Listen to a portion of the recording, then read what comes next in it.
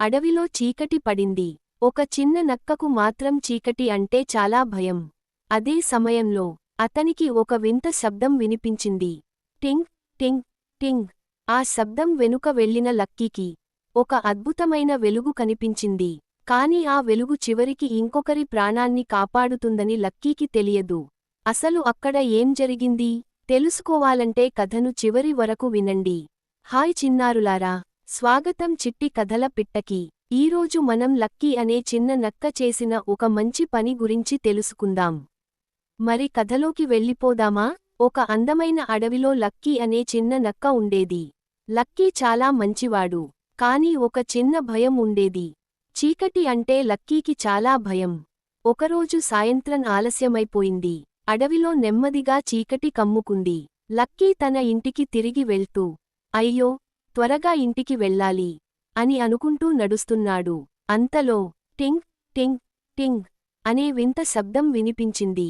Lucky ఒక్కసారిగా ఆగిపోయాడు. ఈ శబ్దం ఎక్కడి నుంచి వస్తోంది అని భయంగా చుట్టూ చూశాడు. కొద్దిసేపు ఆలోచించాడు. భయపడితే నిజం ఎలా తెలుస్తుంది అనుకుని నెమ్మదిగా ఆ శబ్దం వచ్చిన వైపు వెళ్లాడు. అక్కడ ఒక పెద్ద రాయి కనిపించింది.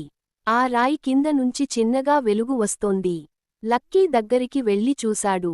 అక్కడ ఒక అందమైన నీలి వెలుగు పువ్వు ఉంది. లక్కీ ఆశ్చర్యంగా, వావ్, ఇంత అందమైన పువ్వును నేను ఎప్పుడూ చూడలేదు అన్నాడు. అప్పుడే దూరం నుంచి ఒక చిన్న ఏడుపు వినిపించింది.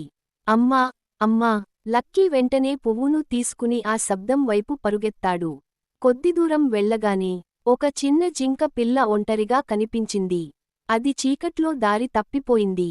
లక్కీ దాని దగ్గరకు వెళ్లి, ఎందుకు ఏడుస్తున్నావు అని అడిగాడు. జింక పిల్ల ఏడుస్తూ, నేను నా అమ్మను కనిపెట్టలేకపోతున్నాను అంది. లక్కీ దాని బాధ చూసి చాలా జాలిపడ్డాడు.